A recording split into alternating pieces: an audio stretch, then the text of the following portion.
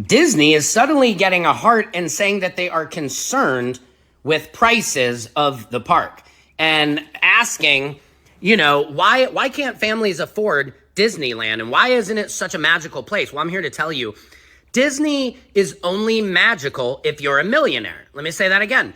Disney is only magical if you're a millionaire because you have to be able to afford the fast passes, okay? You can't just buy tickets to the park, okay? I have 5 people that I would have to take to that park, okay? My son wants to go for his birthday, right? So it's not just like $150 a ticket because you won't get on any rides. So if you want to do fast passes, that could add on another $400 per ticket. Then you have all the food. Forget about staying at Disney. Nobody can afford that, again, unless you're a millionaire.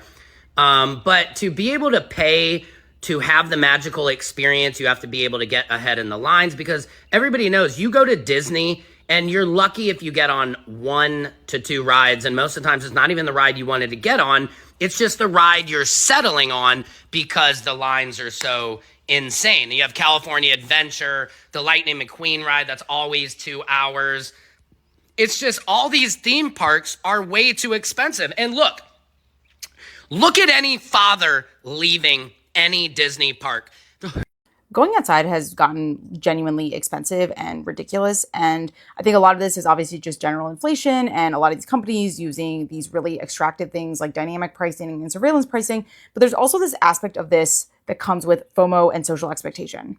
Because like the classic response to this is like, just don't go to these things if you can't afford them. But for a lot of us, it doesn't feel optional when you're living through it. Like, yeah, of course, we technically don't have to go to the concert or the World Cup game or, this music festival. But socially, emotionally, and culturally, it often feels like opting out means missing, 1, the version of your life that you thought that you'd be able to afford by now, and 2, social belonging. And this is what I think a lot of personal finance headlines or advice misses is money is so emotional and so wrapped up in our expectations and sense of self and very tied up in social interactions and, just like how we see the world. And so there's an easy, efficient reaction to these kind of things, like just don't go, but it ignores the cultural, importance and context that a lot of people put on these events. And that's what makes something like FOMO so powerful and such a powerful marketing tool for a lot of these services. Like a lot of these events, like the World Cup or like some of these like, tours and concerts and stuff, they are often like marketed very deliberately as like these once in a lifetime things. Like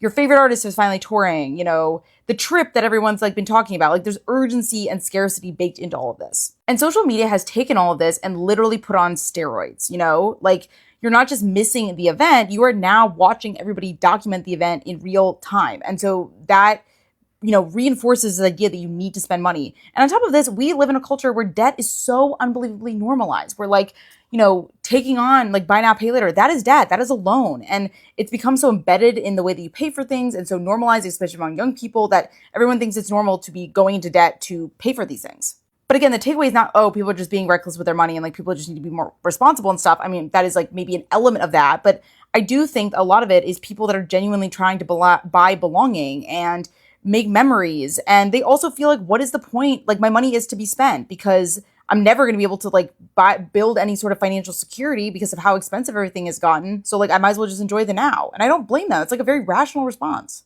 Have you ever noticed how people online are starting to say money feels different now? Like even simple things that used to feel normal suddenly feel way too expensive. The examples people keep showing show a bigger pattern where groceries, fast food, vacations, and other everyday spending are making people question where their money is actually going. Because the problem isn't just that prices are higher, it's that the things people used to enjoy without hesitation are slowly becoming choices they have to think twice about. I'm already angry because I'm out here risking lung cancer just to go to the grocery store because there's all this smoke in the air. But I just left out the grocery store with 1 bag of groceries and it cost me $100 or $91. I ain't even buy nothing serious. Look at this. There's my 1 bag of groceries, right? And look at this bill. Look at this bill. Look at that. Look at that. $91. Here's a list of things. It ain't even that serious. I got tuna fish. I got mayo. I got some burger buns. Why is this $91? And I think what's so frustrating is that the politicians keep hooting, hollering, and screaming that capitalism somehow is a great thing. Capitalism, schmapitalism. They need to put regulations on these companies. They need to put regulations on goods. Certain goods can't be a certain price based off of the minimum wage that we have. Because the minimum wage is the same that it's been since 20 years ago. I was a kid in college and it's still the same minimum wage now. But the price of everything has gone up. It seems impractical. It seems dumb. I think anybody looking at the numbers would say, well, this doesn't work. Then we need to make a change. So I don't understand why people aren't getting madder at their representatives and saying, y'all need to do something about these prices. You need to regulate these companies. We don't care about capitalism anymore. You need to make sure they are not overcharging us. Because even if they raise wages, it's not going to stop these companies from them saying, oh, well, they gave everybody raises, let's raise our prices even more. No, they need to put caps on goods. They need to put caps on services. They need to put a cap on how much people can charge. Because right now, it's a runaway train. And I don't see how these billionaires and these millionaires don't see it. Eventually, the people buying your stuff won't be able to buy it anymore or won't be able to buy as much of it. So your money's going to go down. Oh, we'll just raise our prices again. Then eventually they just won't be able to buy anything. So I don't understand what is happening anymore, how it makes sense. I just feel like I'm in bizarro world, but that's my sadness. And I have to go brave the air again because, the air is trying to kill us now because of wildfires in another country. And another video for that. Y'all have a good day. So is it safe to say that eating at a fast food restaurant at an airport in the United States is no longer affordable? And why do I say that? Because one man who was catching a red eye out of LAX stopped in at Burger King in the airport, wanted to grab a couple of burgers, and boy was he in for a surprise when he saw how much the combo meals were. Have a look at this video for yourself. So I'm catching a red eye, and can you believe it? This thing is a rich nigga Burger King. Look at these prices, bro. Look at these prices, nigga. What are you talking about? What's going on at LAX? So here's the actual total, nigga, $65. Just take a look at the combo prices at LAX's Burger King location. $22.49 for a Whopper. A double Whopper, $26. Whopper Jr., $18. And a Royal Crispy Chicken, $23. And take a look at the receipt right there. $65.81 for 2 combo meals at LAX. So once again here, the bottom line is, you plan on traveling anywhere, especially out of a U.S. airport. Eat before you go. Pick up a snack outside or bring something with you from home. Unless you plan on spending close to $100 for 2 combo meals at a Burger King, especially in LAX. Let me know your thoughts on this in the comments, and as always, I'd love to hear from you. It feels like everyone has had that moment recently where they buy something simple and the price makes them stop for a second. You get a few groceries, grab some food, or make a quick purchase, and somehow the total is way higher than you expected. The frustrating part is that these aren't even luxury purchases. A lot of people aren't talking about expensive watches, fancy vacations, or huge shopping sprees. They're talking about things that used to fit easily into a normal budget. A quick meal after traveling shouldn't feel like a financial decision, but now even fast food at places like airports can surprise people with the prices that feel completely disconnected from reality. A burger and fries costing over $20 sounds something from a restaurant, not something you grab when you're just trying to eat before a flight. And groceries have become another place where people feel like this every weekend. You walk into a store thinking you only need a few things, then you look at the receipt and wonder how much a small amount added up so quickly. That feeling is what bothers people the most. It's not always one massive expense destroying someone's budget, it's the constant little increases that happen over and over again. A few extra dollars here, a few extra dollars there, and suddenly your usual routine costs way more than it did before. For younger people watching their parents shop, it can be confusing because things that seem normal growing up now feel like they require more planning. A family trip, eating out, or even just buying your favorite snacks can start feeling like something you have to earn or save for. And when every small purchase feels expensive, people naturally become more aware of every dollar they spend. That creates a weird feeling where people aren't necessarily buying less because they don't want things, but because they have to think harder before saying yes. When normal life starts feeling like a series of financial choices, that's when people start noticing how much things have changed. What happens when a fair price doesn't exist anymore? The concept of a fair price, so the idea that a thing has a cost and the cost is roughly the same for everybody, has become completely dismantled over the past decade. And what has replaced it is a pricing environment designed to extract the maximum amount each individual consumer is willing to pay at any single moment. And our brains are very much not built for that. And if you've seen any of my content, I talk a lot about surveillance pricing and dynamic pricing and tierification, and all of those things together have made the way that we see prices very extractive and contributes to a larger, lower trust society that we're currently in. And so the common example is airline tickets. Dynamic pricing has been the standard in that industry for quite a while, but what's happened since is that model has been extrapolated over everything, whether it be ride shares, hotels, concert tickets, even groceries. Like, we are seeing reports about grocery stores having having like digital, price tags that change throughout the day or the week. There's this book coming out called Gouge that I'm super excited about that basically covers this entire topic and kind of what it means for our broader economy. And like I said, if we're now existing in a world where you go outside and you feel you're getting extracted every single time you go to buy something, what does that do to how we think about money and paying for things and how we trust one another? And the way that our brains work is that we use a lot of different reference points to understand if something is quote unquote fair or not. And if we can no longer determine if a price is fair, we start to lose that reference point. And then we start to become more distrustful of institutions and people even more than we are now. And you take something like comparison shopping, which used to be a very basic consumer skill, is now nearly impossible. And that's because the prices change so often and we lose trust in that transaction. And trust is the thing that makes markets functional. When people assume the default in every transaction is someone trying to squeeze them, they change their behavior. They do things like hoarding. They do things like buying in fear or just distrusting. Like they stop believing in a system that is fair to participate in. And as I've written about many, many times, and if you're interested, you should check out my newsletter. The link is in my bio. But I've written a lot of times about how a low trust consumer economy is incredibly expensive for the consumer because we are spending more time verifying things, more energy guessing, and just more money making very defensive purchases.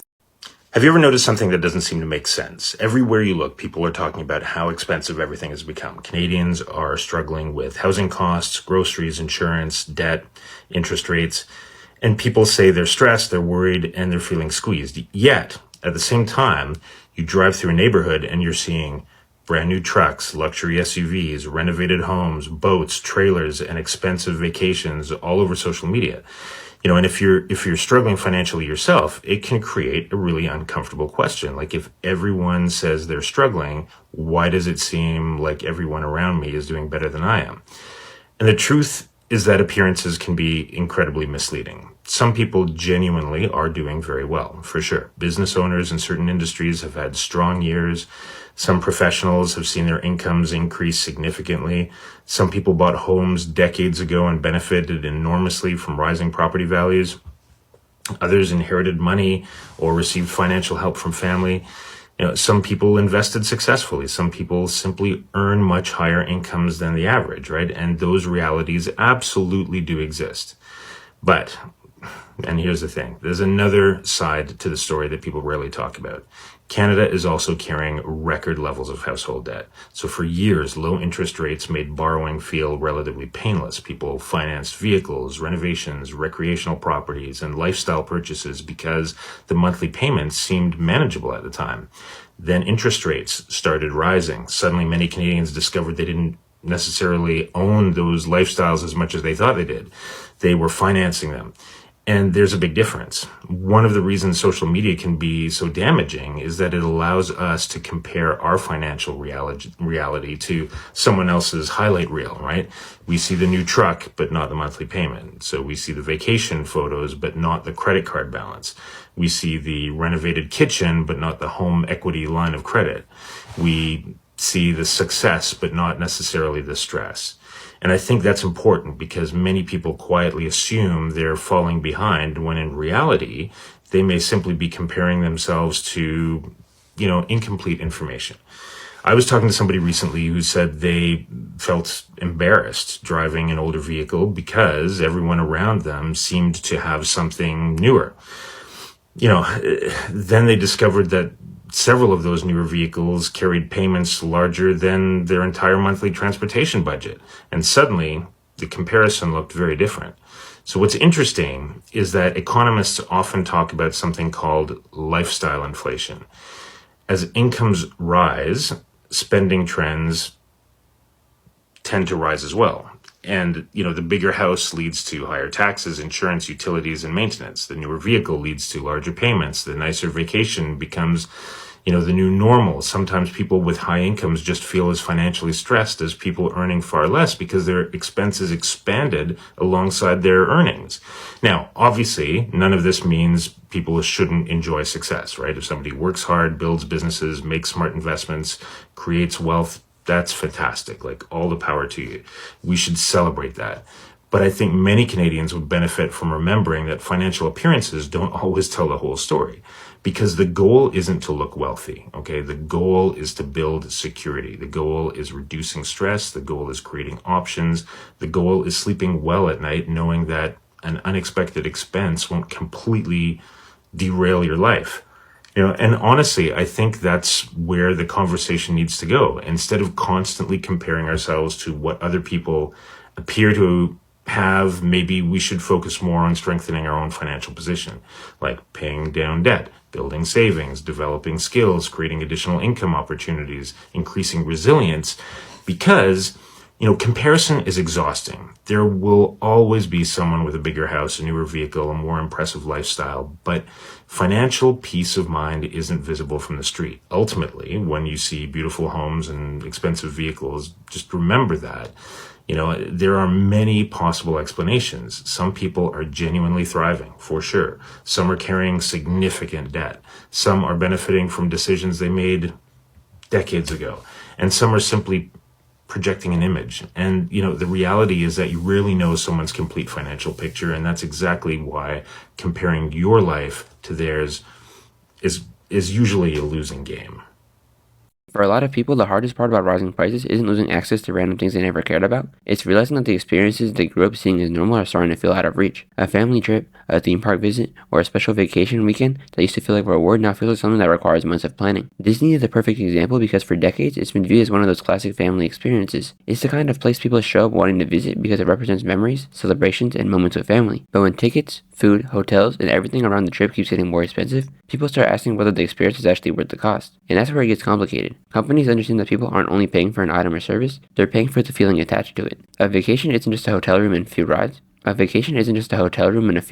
It's the idea of making memories, having a special moment, and not missing out while everyone else seems to be enjoying the same things. That feeling is extremely powerful because nobody wants to be the person who feels left behind. Social media makes this even harder because people constantly see these vacations, expensive experiences, and lifestyles making everything look normal. When everyone online seems to be doing something, it creates a feeling that you need to be the one doing it too, even when your bank account is telling you to wait. A lot of companies know this and use the limited time offers, exclusive deals, and urgency that make people feel like they need to act now. The fear isn't always losing the product. Sometimes it's the fear of losing the opportunity to be a part of something. And that's why some people can feel stuck between wanting to enjoy life and knowing that every expensive decision has consequences. Because when even creating memories starts feeling like a major financial decision, it changes how people think about spending. One of the strangest parts about money right now is that it can feel like everyone is struggling, but somehow everyone around you still looks like they're doing great. You see new trucks, expensive cars, upgraded houses, and people constantly buying things that seem impossible to afford. Then you hear people talking about how expensive everything is and how hard it is to save money. At first it seems like those two things don't make sense together, but a lot of the time, what people see on the outside doesn't show the full picture. A newer car doesn't always mean someone has extra money sitting around. Sometimes it means a bigger monthly payment, longer financing, or someone trying to maintain a lifestyle they feel pressured to have. The same thing happens with vacations,